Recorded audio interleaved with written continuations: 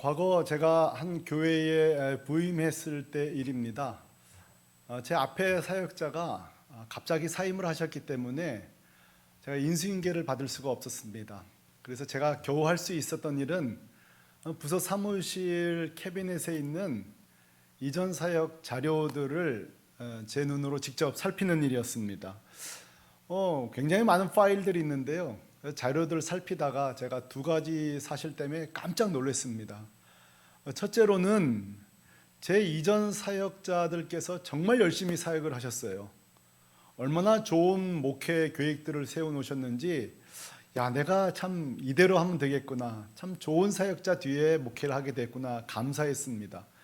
그런데요, 또 한 가지 제가 좀 의아하게 놀란 사실이 있습니다. 그것은 바로 그 좋은 목회 계획들이 대부분 시행이 되지 못했다는 사실이에요. 그리고 이렇게 캐비닛 안에만 꽁꽁 숨겨 있는 거죠. 왜 이렇게 되었을까? 훗날 제가 총무 교사님하고 대화하는 도중에 알게 되었습니다.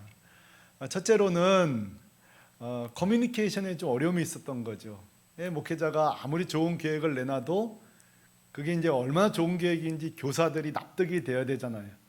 좀 소통이 어려움이 있었던 것 같아요. 또 하나는 사역자가 자주 바뀌다 보니까 좋은 계획은 있는데 목회에 적용이 안 되는 거예요. 총무 교사님이 저한테 그래요. 목사님, 참 그분들 생각하면 죄송하다는 거예요. 이렇게 좋은 목회 계획인지 나중에 알게 되었다는 사실이죠.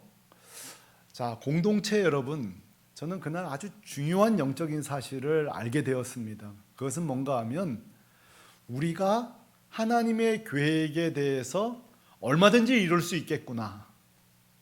우리는 하나님의 그 멀고 원대하고 완전한 계획을 모릅니다. 왜냐하면 하나님의 계획은 계속 조금씩 펼쳐지면서 나중에 드러나기 때문이죠. 우리의 조급함과 성급함이 그 하나님의 계획을 보류한다든지 이건 틀렸어 하고 무시한다든지 결국은 불순종할 수밖에 없는 거죠.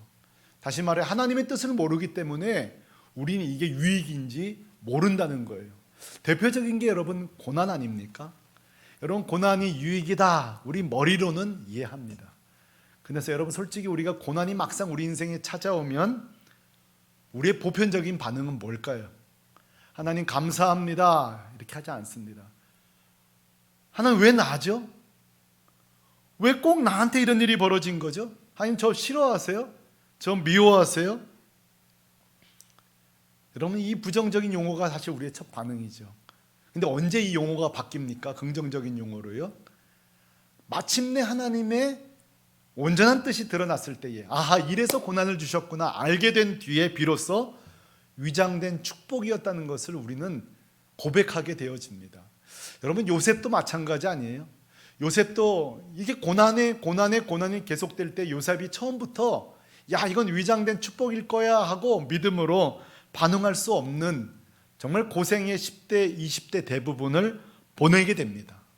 자, 그러나 우리가 살펴본 것처럼 다행스러운 것은 그 고난 중에서도 동행하시는 하나님 때문에 믿음이 발생하고 그 믿음으로 인내하면서 견뎌내죠. 요즘 참 이 요셉의 삶을 설교하면서 참 마침 이때 필요한 설교다 제 스스로 생각하면서 정말 이 요셉을 통해서 우리가 반드시 하나 마음에 품어야 될 문장이 있어요. 한번 여러분 따라해 보시겠어요? 고난이 와도 하나님이 동행하시면 살 수 있다. 그렇죠? 우리가 고난이 와도 하나님만 동행하시면 살 수 있는 거예요. 저는 오늘 이 주일 예배 때에 여러분 한번 10월달 처음 시작하는 주일이고 하니까 축복하고 싶어요. 자, 우리 사랑하는 샘물교회 모든 가정마다 요새처럼 고난은 계속되지만 하나님이 동행하시고 그리고 믿음으로 승리하는 10월 되시기를 주님의 이름으로 축복합니다.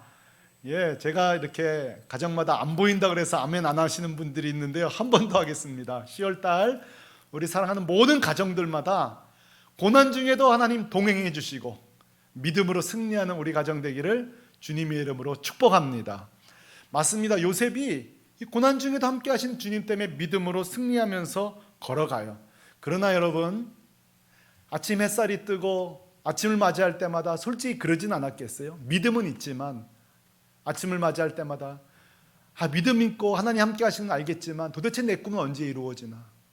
도대체 이 고난은 언제쯤 중단될까? 매일 아침 되뇌었을 겁니다. 왜냐하면 그 고난이 계속 중첩되어서 그에게 찾아왔기 때문이에요. 여러분, 구덩이의 형들의 미움 때문에 빠지게 되지만 거기서 또 보디발 그 노예시장으로 팔려가게 됩니다. 그래도 감사한 것은 보디발이라는 괜찮은 사람 만나서 좀 살림살이가 인생이 나아질 줄 알았는데 또다시 거기서 한 여인의 유혹을 받고 우리가 아는 것처럼 감옥에 가게 됩니다. 그러니까 요셉의 삶이 회복될 만하면 또 고난이 찾아오고 회복될 만하면 또 고난이 찾아오죠.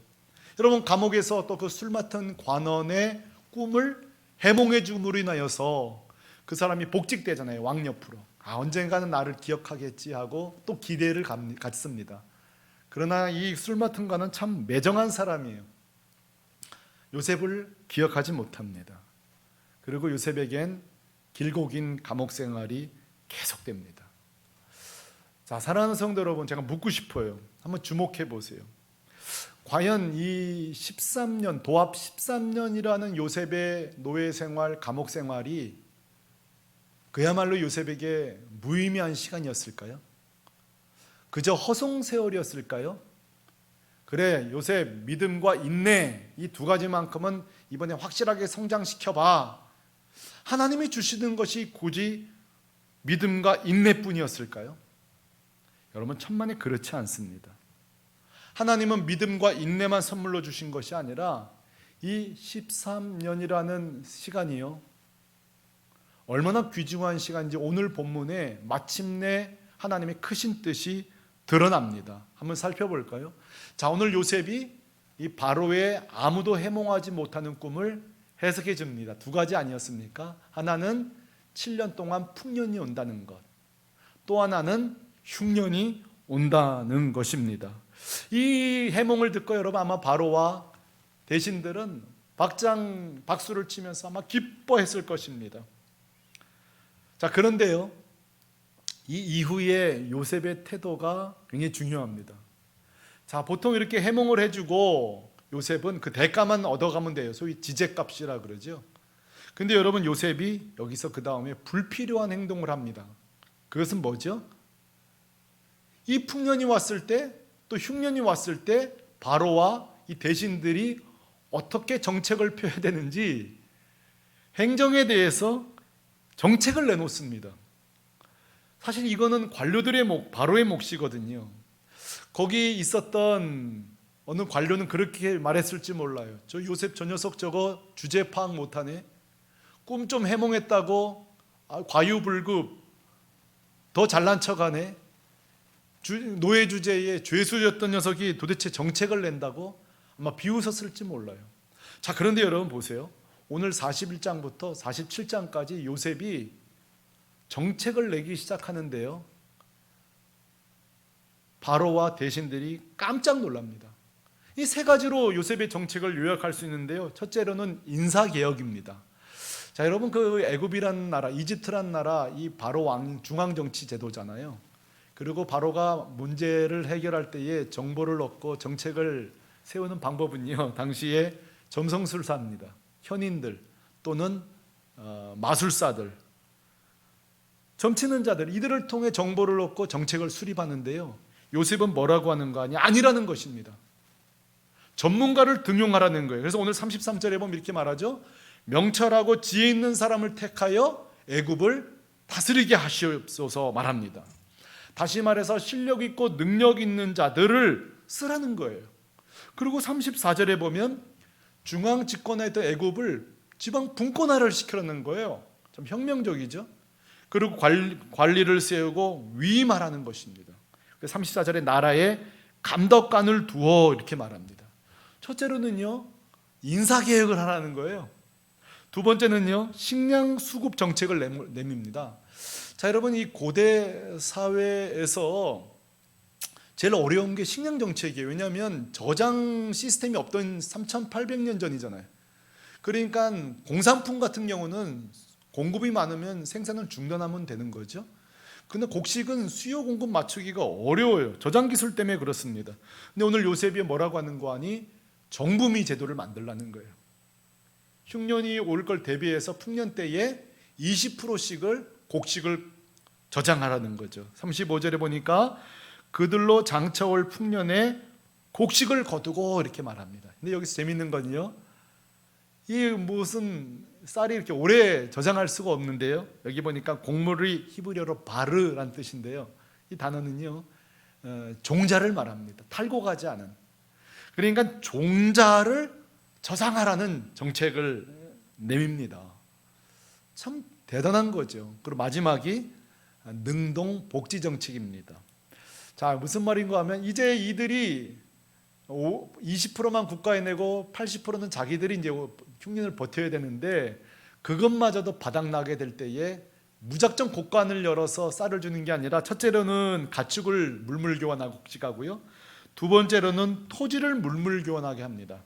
그래서 창세기 47장 26절에 보면 다시 말해 애굽의 토지법을 만든다고요.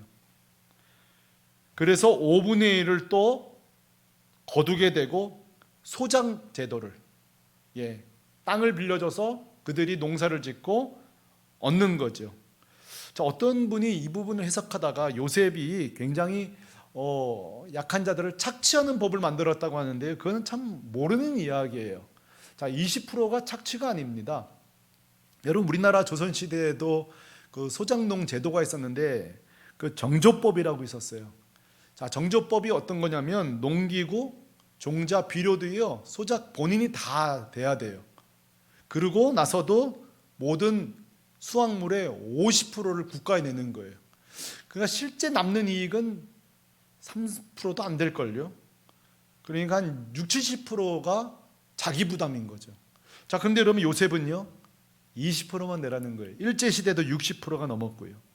자, 여러분, 요셉의 이 정책은요 게으른 국민을 만드는 무상복지 정책이 아니에요. 능동적인 복지 정책이에요. 한편으로는 관대함도 주지만 또 한편으로는 굉장히 능동성을, 한쪽은 자비롭지만 한쪽으로는 또 책임을 지게 만드는 정책이죠. 사실 이게 3,800년 전에 이런 생각했다는 거예요. 그건 굉장히 대단한 거죠. 저는 여러분, 우리는 여기서 굉장히 중요한 질문을 요셉에게 던질 필요가 있습니다. 자, 요셉이 하나님의 지혜로 꿈은 해몽했다고요. 그렇죠? 그런데 어떻게 이런 세세한 인사, 수곡 정책, 토지 정책, 복지 정책, 이런 것들을, 이런 정책과 행정력을 이렇게 쉽게 발휘할 수 있었을까요? 어떻게 요셉이 이렇게 할 수 있었을까요? 사실 쉬운 답이 있습니다. 하나님이 주셨죠. 이것도 하나님 주셨죠. 그러면 저는 조금 더 집요하게 묻습니다. 하나님이 어떻게 주셨을까요? 이것도 하루아침에 꿈 해몽하듯이 계시로 주셨을까요? 아니면 무슨 농업 책자를 얻었을까요? 자료로 수익 획득했을까요? 저는 그렇게 생각하지 않습니다. 바로 그 신비, 그 비밀은 이 13년의 고난의 시간이 있었다고 생각합니다. 무슨 말이에요? 여러분, 13년 동안 노예 생활, 죄수 생활을 통하여서 누구보다 요셉은 서민들의 삶을 잘 봤을 거예요. 유능한데도 쓰임받지 못하는 명철하고 지혜로운 자도 많이 봤을 거예요. 조금만 뒷받침해주면 국가에 좋은 공직을 할 수 있는 사람도 봤을 거예요. 그러나 그 당시는 그런 시대가 아니에요. 봉건사회 아닙니까? 더더군다나 고대사회 아니에요? 제가 이번 주에 읽었던 세계 단편 문학 전집에 한국 사람 소설이 하나 들어있더라고요. 김용희 저자가 쓴 꽃신이라는 소설인데요, 여기도 마찬가지예요. 아주 단편 소설인데 유능하고 실력 있는 한 청년이 있습니다. 그리고 사랑하는 여인이 있어요. 바로 꽃신을 파는 장수꾼의 아들인데요, 그러니까 사실 그렇게 다 높은 직책은 아니에요, 신분이요. 그런데 사랑을 고백하러 이 집에 가는데 그 집에서 들리는 소리가 나요. 내 딸을 어떻게 키웠는데 백정 아들에게 내 딸을 주겠어. 이 소식을 이 아들이, 청년이 듣게 됩니다. 그리고 떠나가게 돼요. 자, 여러분, 여기서도 마찬가지예요. 유능하고 실력 있고 성실하고 착한, 그건 인정받아요. 그런데 백정의 아들이라는 거죠. 결혼시킬 수 없다는 거죠. 자, 여전히 출신보다는 능력을 존중받지 못하는 시대에 요셉이 이걸 다 본 거예요. 자기가 서민으로서, 노예로서, 죄수로서. 두 번째, 여러분, 경호시장 보디발 집의 집사로서 활동을 하는데요.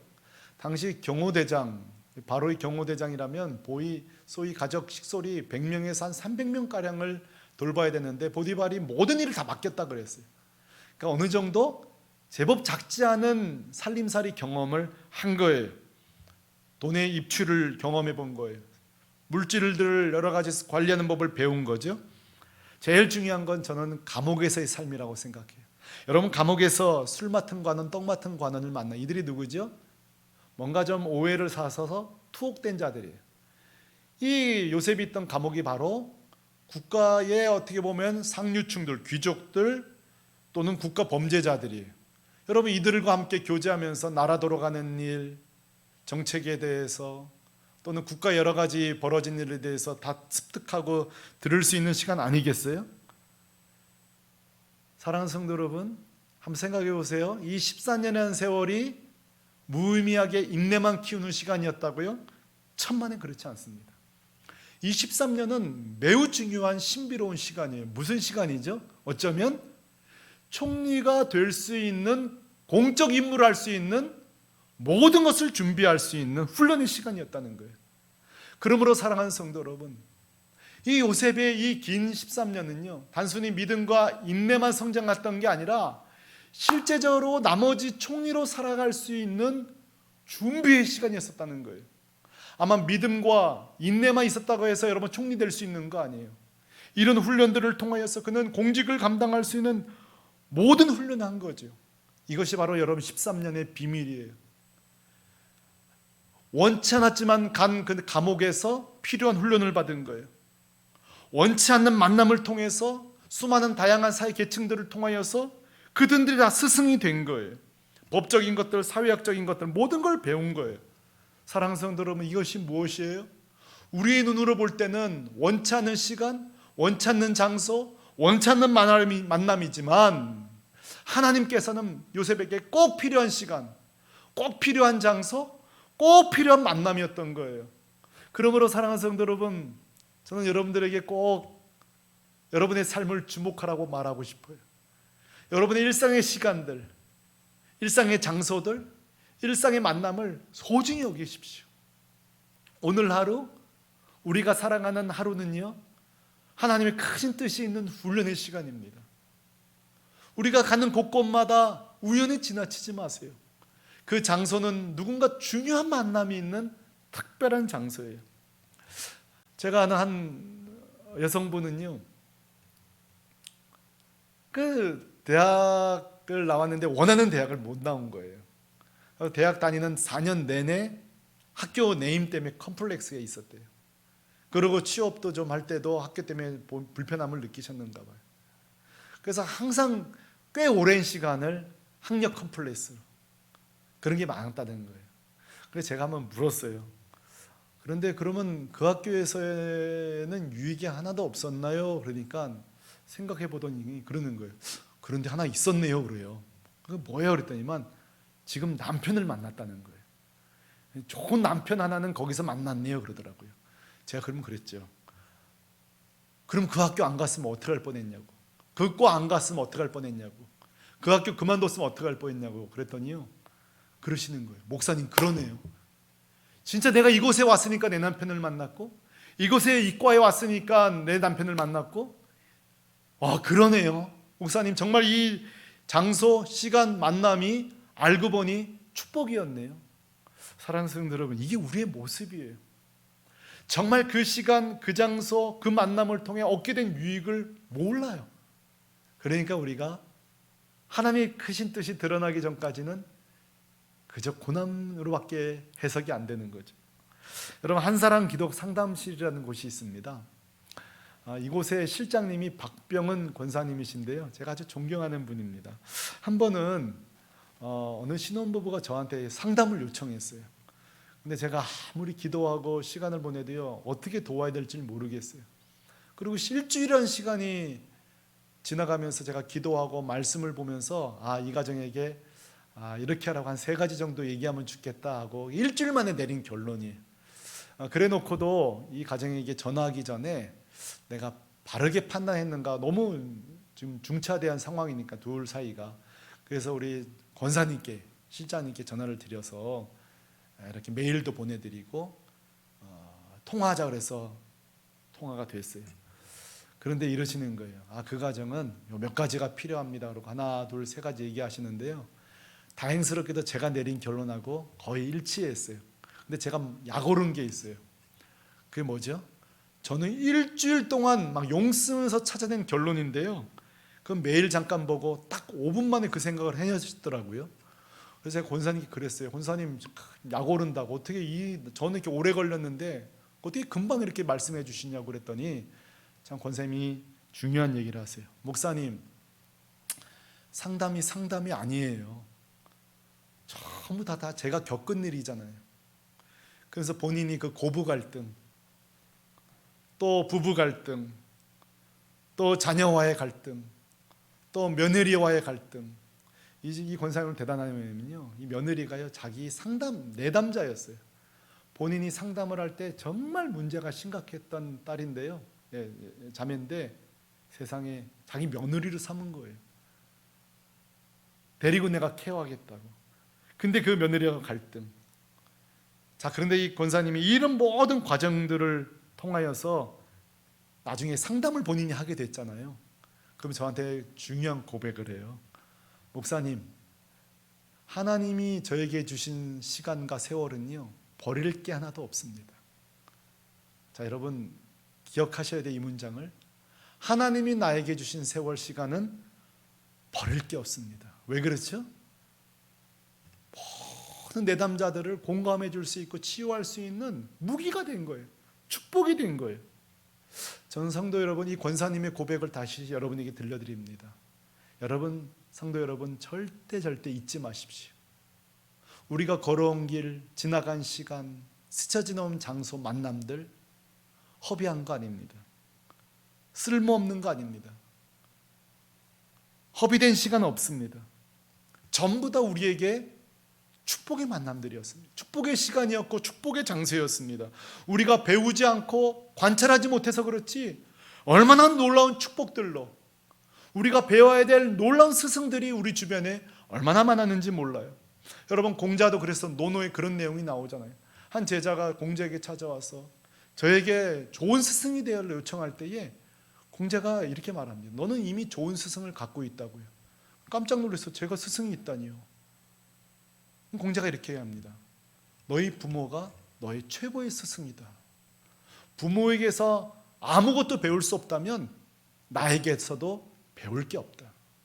무슨 말이에요? 아무리 좋은 걸 보고 아무리 많은 좋은 배움의 환경이 있어도 배우지 않으면 소용이 없다는 거예요. 신앙도 똑같은 거예요. 여러분, 예수님이 이 땅에 오셨을 때에도 수많은 사람들은 예수님으로부터 배우지 못했어요. 배우기는커녕 핍박하고 멸시했죠. 왜요? 인간적인 눈으로 볼 때는 볼품이 없었잖아요. 기대하는 분이 아니었잖아요. 예수님과의 만남을 소중히 여기지 않았어요. 왜 그렇죠? 목수의 아들이에요. 별 볼 일 없어요. 때로는 사생아라는 소문도 났어요. 왜? 성령으로 잉태하셨으니까요. 군대나 왕이라고 하면서 조직도 없어요. 어부들로 중심된 12명 뜨내기밖에 없죠. 그리고 여러분 보세요. 십자가에 비참하게 패배자처럼 죽으셨어요. 자, 여러분, 표면적으로 예수님의 삶을 보세요. 허비하신 것 같아요. 의미가 없어 보여요.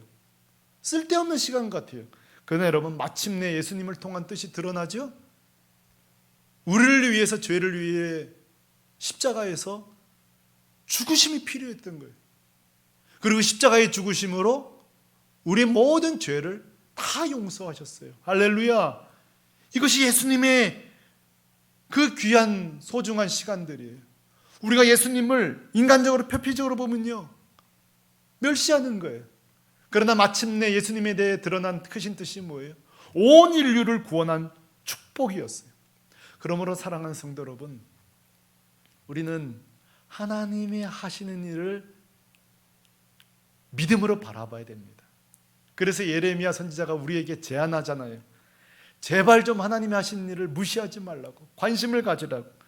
그래서 예레미야 33장 3절 뭐죠? 우리가 잘 아는 거요. 너는 내게 부르짖으라, 내가 내게 응답하겠고 내가 알지 못하는 크고 비밀한 일을 행하리라. 자, 우리는 몰라요. 근데 하나님은 언젠가는 마침내 드러나겠지만 지금은 알지 못하지만 크신 일들을 계속 계획하고 계신 거죠. 그러므로 성도 여러분, 믿음이란 뭔가요? 믿음이란 마침내 드러날 하나님의 크신 뜻을 먼저 바라보는 거예요. 그리고 신뢰하고 기다리는 거예요. 그리고 이 모든 과정이 나에게는 놀라운 준비 기간이라는 것을 깨닫는 거예요.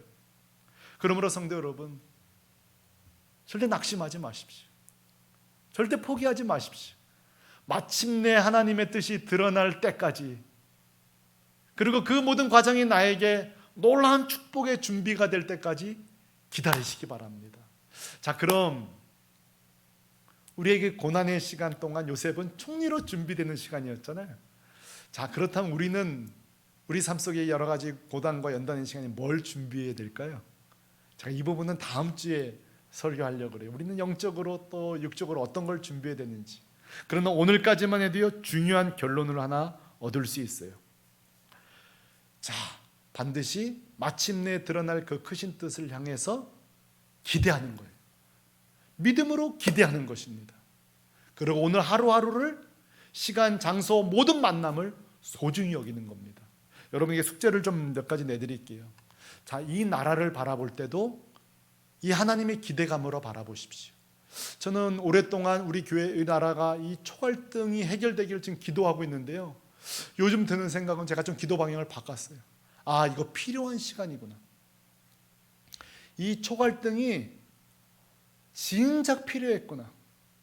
한쪽에서 일방적으로 누르고 뭐 이러면서 큰 소리 내지 못한 채 여러 가지 정치가 이렇게 왔는데, 모든 것이 백주에 드러나는 이런 과정이 필요하구나. 건물이 들어서는 먼지가 나는 것처럼 말이죠. 그러나 언젠가 진정한 애국자들이 나올 것이다. 진정한 나라를 사랑하는 사람들이 나와서 하나님 뜻이 드러낼 것이라고 믿습니다. 여러분, 우리 샘물교회 교회를 향해서도요, 요셉의 관점으로 기대하시기 바랍니다. 이 샘물교회 교회 하나님께서 어떻게 하실지 기대하시기 바랍니다. 여러분, 수양관을 놓고서도요, 기대하시기 바랍니다. 우리 하나님께서 이 수양관을 우리에게 왜 남겨주셨는지 계속 기대하는 거예요. 기대하셨으면 좋겠어요. 우리 자녀들, 우리 자신을 향해서도 마찬가지입니다. 아, 내 노년은 어떻게 될 것인가, 우리 아이들은 어떻게 될 것인가 걱정이 많이 됩니다. 그러나 여러분, 잊지 마십시오. 우리 하나님 마침내 크신 뜻을 펼치실 거예요. 그러므로 뭐 좋은 직장을 들어갔다, 좋은 대학을 들어가고 못 들어가고 너무너무 거기에 의미 부여하지 마십시오. 반드시 그곳에 또 하나님의 만남들이, 하나님의 축복들이 반드시 있을 것입니다. 자, 여러분, 10월달도 마찬가지예요. 우리가 10월달 또 이 가을 겨울을 어떻게 살아가나 우리가 걱정합니다. 그런데 여러분, 이 10월달 마감할 때쯤에, 야, 하나님 또 이번 달 이런 계획이 있으셨구나, 마침내 크신 뜻이 드러날 거예요. 여러분, 코로나19도 여러분 기대하십시오. 저는 요즘 왜 이 코로나19가 있는지 하나둘 영적인 뜻이 드러나기 시작하는데요, 아, 이런 뜻이 있구나, 이래서 우리에게 코로나가 이렇게 빨리 지워지지 않는구나 깨닫게 됩니다. 자, 우리가 하나님의 눈으로 이 요셉의 관점에서 이 세상을 바라보면요, 하나님을 찬양하게 됩니다. 사랑하는 나의 아버지하고 찬송하게 될 수밖에 없습니다. 이 고백이 저와 여러분의 입술에 선포되어지는 10월이 되기를 간절히 소망합니다. 그러므로 오늘 하루를 살아갈 때에 현상을 보고 속단하거나 실망하고 절망하지 마시고, 마침내 드러날 하나님의 크신 뜻을 기대하면서 걸어가는 저 여러분 되시기를 주님의 이름으로 축원합니다.